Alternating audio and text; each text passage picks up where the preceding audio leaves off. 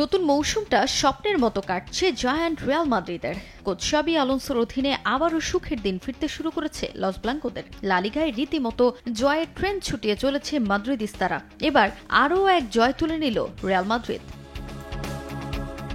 মৌসুমের শুরু থেকে এখন পর্যন্ত ৬ ম্যাচে মাঠে নামে স্প্যানিশ জায়ান্টরা। প্রথম ৫ ম্যাচ জিতে নিজেদের ষষ্ঠ ম্যাচে মাঠে নেমেও আধিপত্য এই দলটার। নামে ধামে পিছিয়ে থাকা লেভান্তের বিপক্ষে শুরু থেকে আক্রমণাত্মক ফুটবল খেলে শাবির দল। ৬৩% বল দখলে রাখা, গোলের জন্য ২৪টি শট নেয়া কিংবা ১০টি শট অন টার্গেটে রাখা, সবকিছু মিলে লেভান্তেকে পাত্তাই দেয়নি রিয়াল। যদিও প্রথমার্ধে লিড নিতে বেশ কিছুক্ষণ অপেক্ষা করতে হয় লস ব্লাঙ্কোদের। ফেদেরিকো ভালভার্দে আর ভিনিসিয়াস জুনিয়র বেশ কয়েকটি শট নিলেও তা ঠেকিয়ে দেন লেভান্তে গোলরক্ষক। ম্যাচের ২৮ মিনিটে আর বাধা হতে পারেনি প্রতিপক্ষ দলের গোলকিপার। ভিনির দুর্দান্ত এক গোলে এগিয়ে যায় রিয়াল। ১-০তে লিড নেয় মাদ্রিদিস্তারা।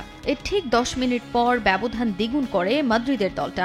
ভিনিসিয়াসের পাস থেকে বল পায়ে পান আর্জেন্টাইন ফ্রাঙ্কো মাস্তান্তুয়ানো। বল নিয়ে বক্সের ভেতর ঢুকে বাধা এড়িয়ে জোরালো শটে লক্ষ্যভেদ করেন ১৮ বছর বয়সী এই আর্জেন্টাইন উইঙ্গার। আর তাতে নতুন ঠিকানায় প্রথম গোলের দেখা পেলেন মাস্তান্তুয়ানো।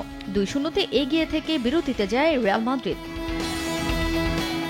বিরতির পর রিয়াল আক্রমণে ধার বাড়ায় আরও, তবে লিড বাড়ানোর পরিবর্তে এক গোল খেয়ে বসে লস ব্লাঙ্কোস। ম্যাচের ৫৪ মিনিটে ব্যবধান কমায় লেভান্তে। থিবো কোর্তোয়ার চোখ ফাঁকি দিয়ে হেডে বল জালে জড়ান ইত্তা ইয়ং। তাতে স্কোর লাইন হয় ২-১। গোল হজমের প্রতিশোধ নিতে রীতিমতো তেতে ওঠে রিয়াল।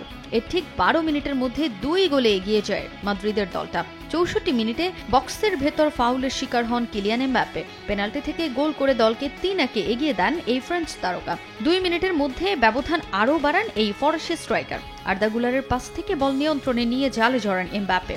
ম্যাচে জোড়া গোল করে চলতি মৌসুমে এখন পর্যন্ত লা লিগার সর্বোচ্চ গোলদাতা কিলিয়ান। শেষ পর্যন্ত ৪-১ গোলের জয়ে টেবিলের শীর্ষস্থান অক্ষুণ্ণ রাখল রিয়াল মাদ্রিদ।